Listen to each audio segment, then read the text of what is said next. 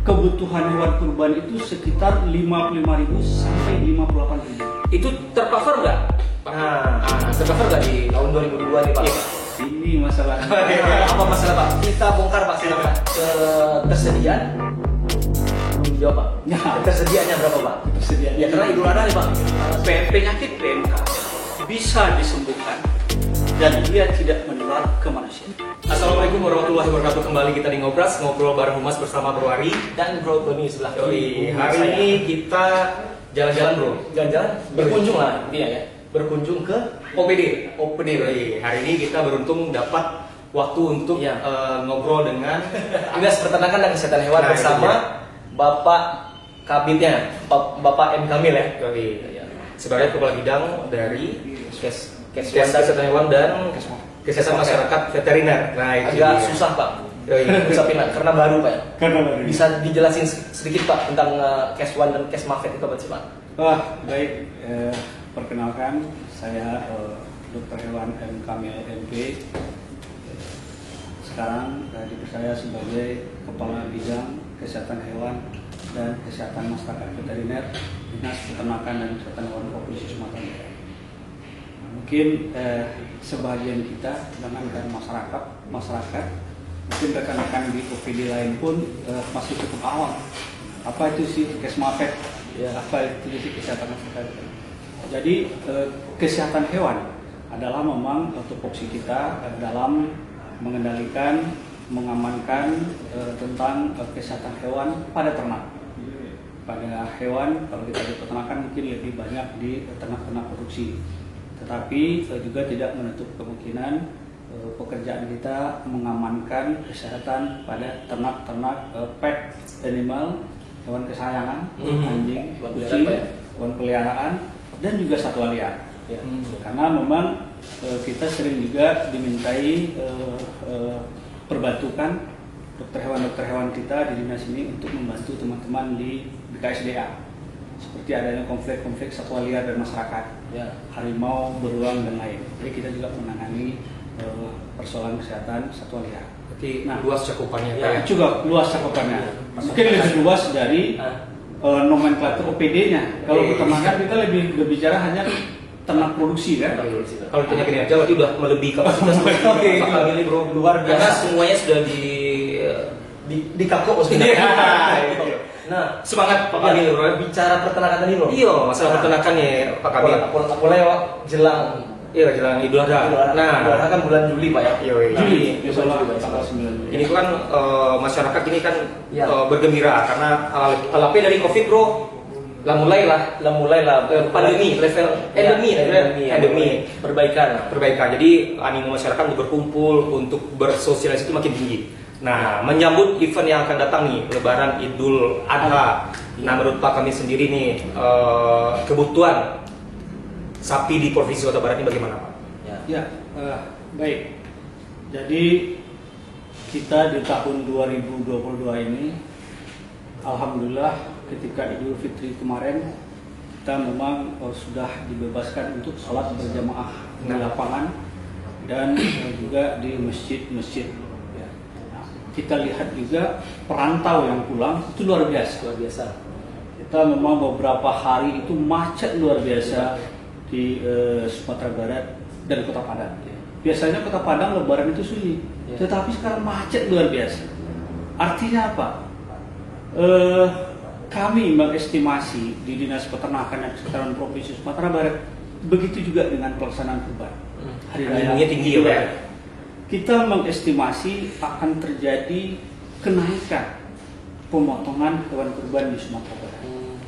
Jadi dengan banyaknya perantau pulang, mudah-mudahan beliau juga banyak yang berkorban di Sumatera Barat, sehingga memang permintaan akan hewan kurban, baik itu sapi, kerbau, kambing, dan domba akan meningkat. Makanya kami memperkirakan ada kenaikan sekitar 5-10% dari tahun sebelumnya. Dari tahun 2021.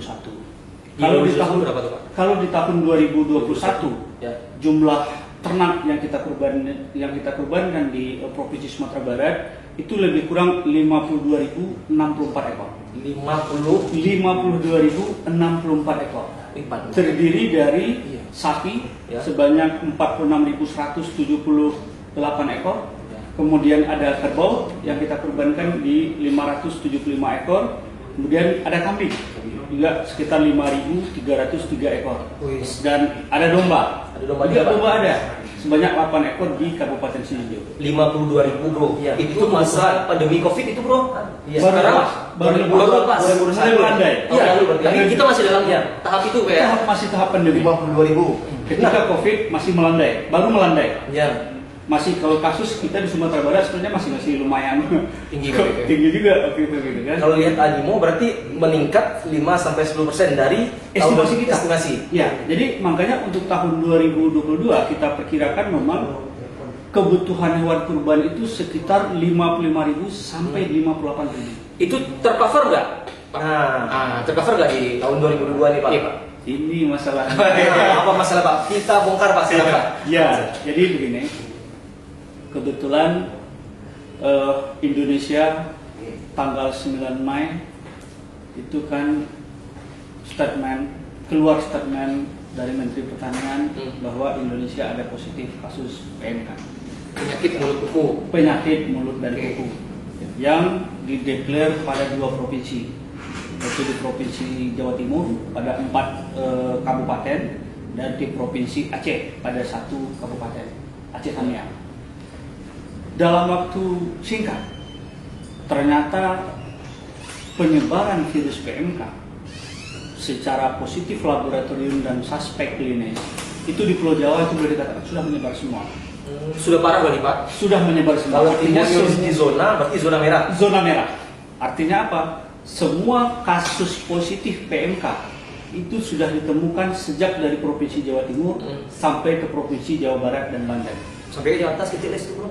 Jakarta daerah penampung, hilir. Iya.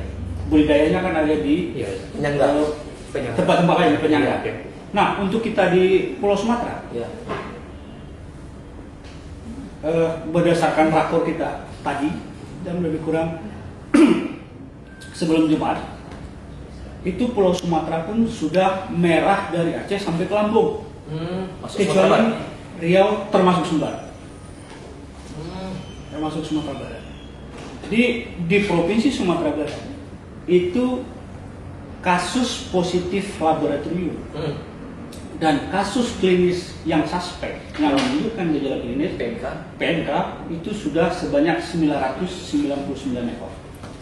Tersebar di Sumatera Barat semua. Tersebar di 13 kabupaten kota di Provinsi Sumatera Barat. Masih ada 6 kabupaten kota yang Tanda kutip ya, tanda kutip. tanda kutip. Ya, kenapa tuh Pak?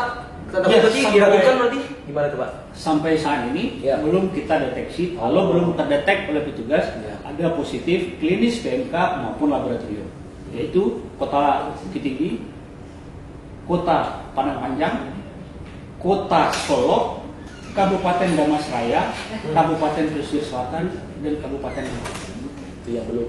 ini yang belum terdeteksi oleh petugas kita di lapangan, Ya. klinis daripada PMK maupun pemeriksaan laboratorium. Pak, balik ke ketersediaan tadi Pak. Kebutuhan 55.000 sampai 58.000. 8.000.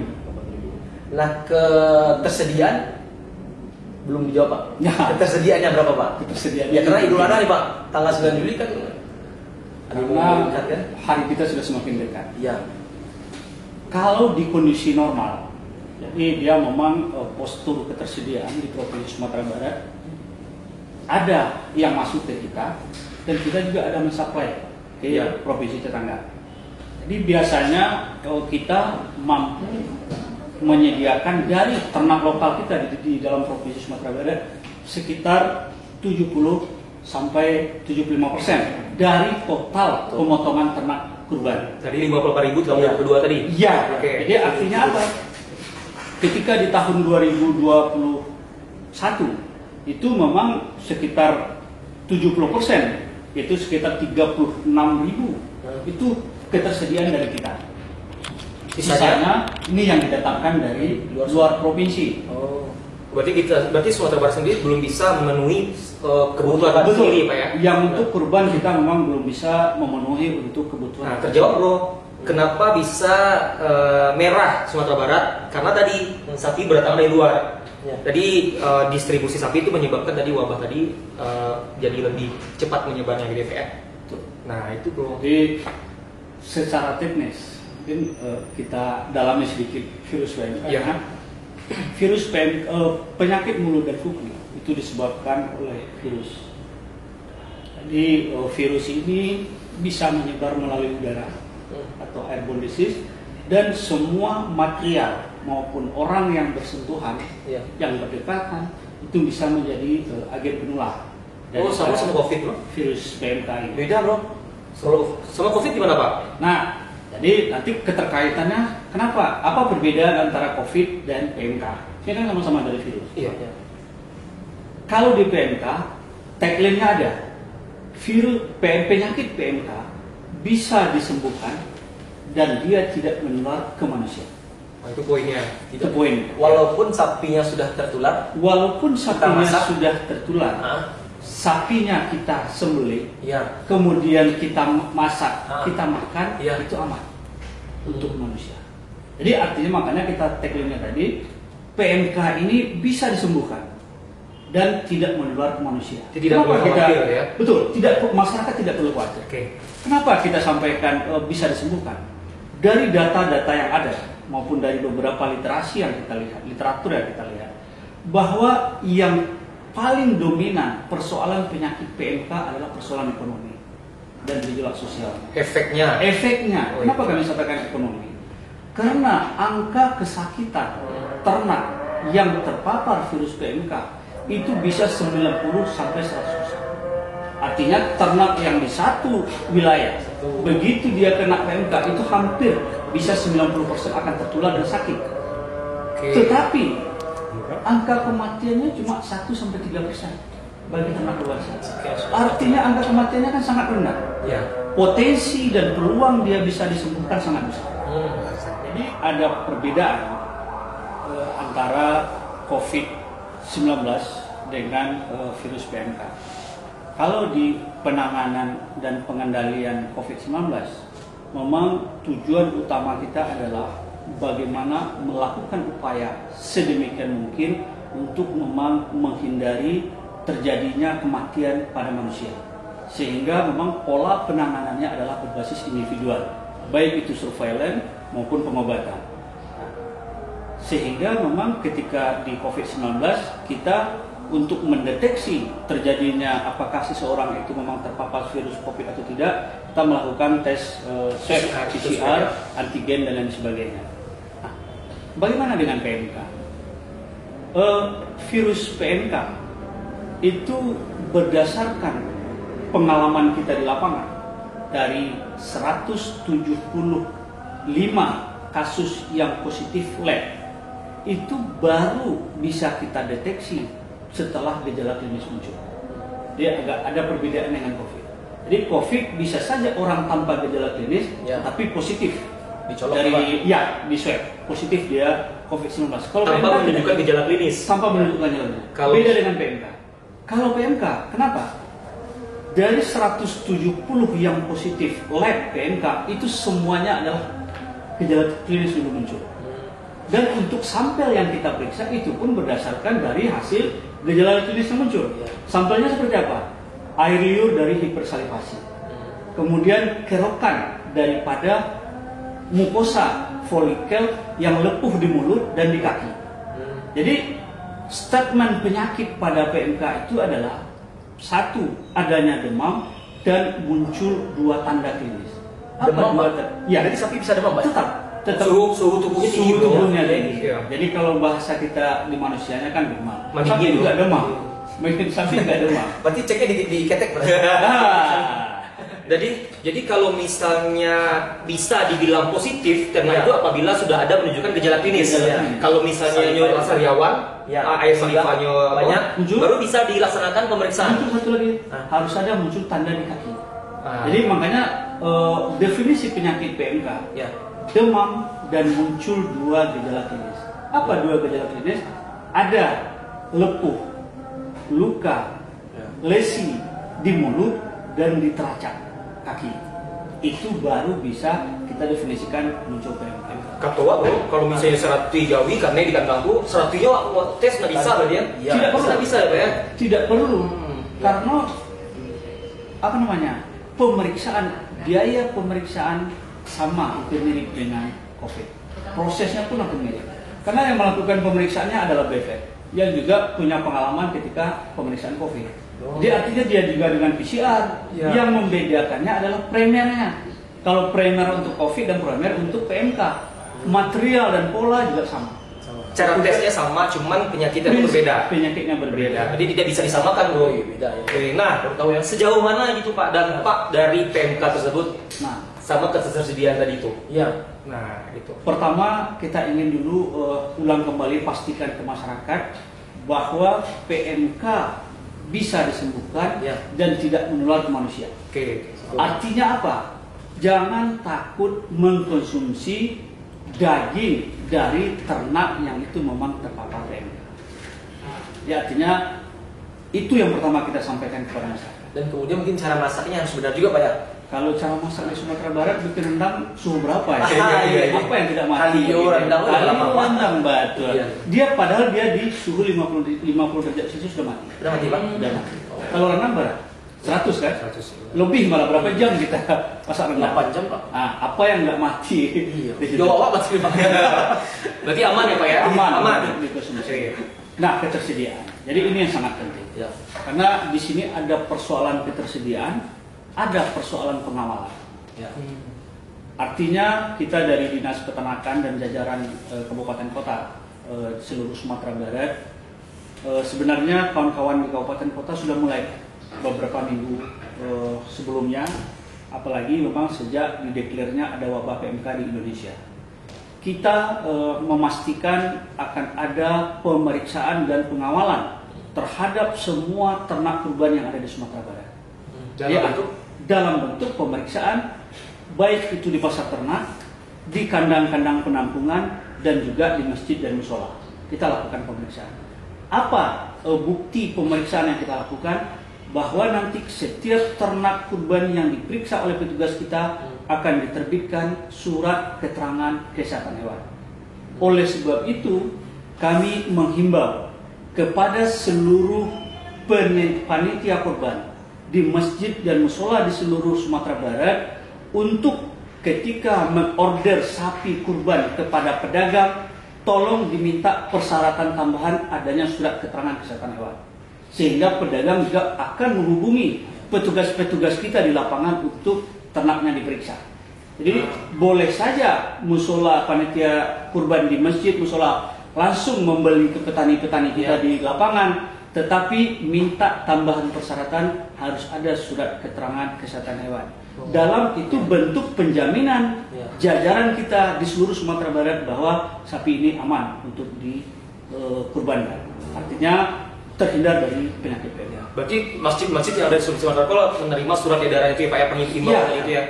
Kita juga sudah beberapa waktu yang lalu kita juga sudah rapatkan dengan Komisi 2 DPRD bersama Kanwil Kemenak, dan kami juga akan berkoordinasi dengan MUI Sumatera Barat dalam rangka memang antisipasi terhadap wabah PMK dalam pelaksanaan kurban di Sumatera Barat. Berarti masih menunggu ya Pak yang dari MUI Koordinasi sama MUI. koordinasinya Ya.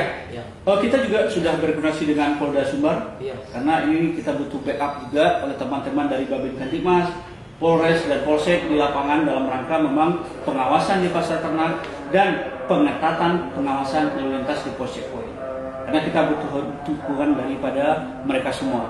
Dan ini sudah kita koordinasikan. Insya Allah mulai hari Senin kita sudah jadwalkan sampai saat-saat nanti akan mendekati Hari Raya Kurban, kami akan melakukan monef keliling ke seluruh pasar ternak, ke pos checkpoint, dan ke kandang-kandang penampungan di toki-toki dan pedagang kita di Sumatera Barat. Jadi satu lagi yang perlu kita sampaikan, bahwa kita Provinsi Sumatera Barat tidak menutup pemasukan ternak dari luar ke provinsi. Jadi ini perlu kita sampaikan bahwa pedagang kita yang memang biasa membeli ternak di luar provinsi itu silakan. Silakan tetap mengorder, membeli, sehingga memang ketersediaan ternak kurban di Sumatera Barat terpenuhi. Tetapi yang perlu diingat adalah bahwa ketika memasukkan ternak ke Sumatera Barat harus dilengkapi oleh satu surat keterangan kesehatan hewan yang ditandatangani oleh dokter hewan berwenang di daerah asal. Jadi kalau membeli di Lampung, silakan minta SKKH oleh dokter hewan yang berdomisili di Lampung. Kemudian surat keterangan asal. Surat keterangan asal kalau dari farm berarti dari filter dari farmnya sendiri. Kalau memang itu di kandang-kandang penampungan di desa masyarakat, silakan surat keterangan asal yang diketahui atau ditangani oleh kepala desa yang bersangkutan. Kemudian kami nanti akan melakukan pemeriksaan, baik itu di pos perbatasan maupun di pasar ternak. Jadi secara klinis, di samping dua dokumen tadi, kita juga akan langsung memeriksa secara fisik apakah ada menunjukkan gejala klinis atau tidak. Kalau ada menunjukkan gejala klinis, kita memang rekomendasikan untuk dilakukan isolasi di karantina, sehingga memang ini bisa kita sembuhkan dan bisa nanti dikurbankan atau memang di proses selanjutnya. Pak, ada yang menarik sih. Pak, bicara kesembuhan tadi Pak, kan kini terdata 999 kios gitu kan, yang suspek Pak. Ya, positif lab dan suspek. Dan itu diobati. Kemudian tingkat kesembuhannya. Ya, maksud itu sekarang proses penyembuhan berarti Pak. Berarti gimana Pak? Ya, apanya? Proses itu Pak. Jadi alhamdulillah seperti yang kita informasikan dari awal bahwa PMK ini bisa disembuhkan dan tidak menular ke manusia. Dari data sampai hari ini itu kan sudah 999 ekor yang menunjukkan gejala klinis PMK, suspek dan positif berdasarkan bukti laboratorium. Alhamdulillah dari 999 ekor itu hanya satu yang potong paksa. Artinya belum mati, masih sempat dipotong. Kenapa bisa dipotong? Karena kan dagingnya jadi aman dikonsumsi, jadi tidak masalah. Tetapi 39 ekor itu sudah menunjukkan kesembuhan secara klinis. Apa bukti kesembuhan? Nah, ini yang lagi beda dengan COVID. COVID dinyatakan seseorang negatif COVID setelah harus diperiksa PCR, tes PCR dia negatif. Kalau PMK tidak bisa, karena memang walaupun secara gejala klinis dia sembuh, tetapi di dalam tubuh ternak tersebut dia tetap akan carry ada virus PMK. Jadi bro, ibaratnya berarti virus itu nggak berbahaya untuk manusia loh. Dia masih ada tetap, berarti ibaratnya semua makhluk itu pasti ada penyakit dalamnya ya. Tetapi dia sudah antibody dia sudah. Jadi insya Allah jadi sih bro, kalau misalnya kurban semua saya sih bro, tetapi lain. Sanggup sih bro sudah suntik berarti tidak tahu. Jadi intinya kalau minta masyarakat yang mau berkurban tidak usah khawatir, tidak usah merasa, wih, Biko kalau pas Bali Jawi, Biko ternyata Jawinya sakit gitu. Itu masih kita kalau bisa masalah syariat nanti kita koordinasi dengan MUI dan dengan pejabat yang berwenang. Tapi kalau dari segi kesehatannya, teknis, insya Allah itu aman dikonsumsi. Nah itu dia. Nah terakhir Pak Kamil, apa yang ingin disampaikan kepada masyarakat yang akan melaksanakan pemotongan hewan di hari raya Kurban? Baik, kita dari pemerintah Provinsi Sumatera Barat akan berupaya semaksimal mungkin bersama jajaran di kabupaten kota dalam rangka memang memenuhi ketersediaan hewan kurban ini. Nah, memang estimasi kita akan terjadi peningkatan pemotongan hewan kurban. Di balik itu juga sedikit akan ada kendala dalam proses pemenuhan dan pemasukan hewan kurban ke Sumatera Barat, karena memang beberapa daerah di luar Provinsi Sumatera Barat, terutama di Pulau Jawa, itu merupakan sudah zona merah positif PMK, dan kita di Pulau Sumatera pun hampir semua provinsi di luar Riau itu juga sudah positif PMK. Artinya apa? Kita akan memberdayakan seoptimal mungkin ketersediaan stok di dalam Provinsi Sumatera Barat. Karena selama ini di samping kita menerima dari luar provinsi, kita juga memasok ke provinsi tetangga. Nah, ini yang kita akan coba optimalkan. Artinya kita usahakan kebutuhan kita sendiri dulu terpenuhi. Baru ekspor keluar. Baru distribusikan keluar. Iya, kita distribusikan. Dan yang menutupi kekurangan tadi kita terima dari luar. Makanya kami menghimbau kepada para pedagang kita, silakan memang melakukan order pembelian ternak di luar provinsi untuk memenuhi kebutuhan di dalam Provinsi Sumatera Barat dengan persyaratan yang sudah kita sebutkan tadi. ada dokumen administrasinya, surat keterangan kesehatan hewan, dan ada surat keterangan asal dari daerah asal. Nah, itu bro, gila cukup cerah ya bro ya. Ya, nggak perlu takut ya lo. Ya karena ada kekhawatiran yang muncul karena Idul Adha, kemudian orang mengeluhkan masih itu petugas Mas Haji was-wasnya kan. Dipantau tuh atau kapolda ya katanya. Ya. Betul. Ini tidak ada lagi Ya. keresahan, tidak ada lagi ketidaktahuan. Ya. Karena kita sudah menjelaskan dari Pak Kami sendiri. PMK tersebut itu sebenarnya sudah wajar ya Pak, udah dari dulu ada ya Pak ya. Iya. Cuma sekarang mewabah lagi, tapi insya Allah tidak menjangkiti manusia. Iya. Jadi tersebarnya antara hewan aja, dan itu juga tingkat kematian dari hewan yang suspek PMK itu cuma 1% tadi ya Pak ya. Ya. Nah ini kecil. Ya, kecil. Kita sampaikan juga memang beberapa waktu yang lalu pimpinan kita Pak Inas kan sudah memberikan arahan, Ya. tercermin juga di Polres, bagaimana memang teknis kita dalam transportasi daripada hewan Distribusi di sapi. zaman Ya. wabah PMK. Ya. Bagaimana memang inovasi kita dalam transportasi. Ya. Oh yang terabas itu ya Pak ya. Betul. Travel, Sapi. Travel, Masalah distribusi sapi. dari farm dari daerah asal ke daerah tujuan ya. Ya, direct berarti ya, Direct dari daerah asal ke memotong daerah- mata rantai. daerah Jadi tujuan. kadang-kadang Jawa itu nyo silaturahmi panjang lah Pak. Jadi Reuni lo rasanya Reuni. jalan. Jadi Ini dikat lah ya. Dikat. Dipersingkat ya. itu sudah disampaikan Iya. Bapak Kadis, dan kami lanjutkan secara teknis Ya. berdasarkan juga arahan dari beliau terhadap bagaimana memang pengendalian kita yang lebih teknis di bidang. Yoi, nah di sana bro, kalau bisa mengizinkan tentang yang hot di Suko emang nggak terasa waktu. Iya, Berjalan tahunnya sejam sih. Lasa jam sih bantuannya Pak. Lah, kali sejam. Daerah-daerah membudi kawan. Iya, Akhirnya betul. sana Iya, iya. Pak, kami terima kasih banyak sudah diberikan sudah pencerahan ya Pak ya. Ya, enggak sulit maksudnya itu masyarakat resah gitu loh. Yoi.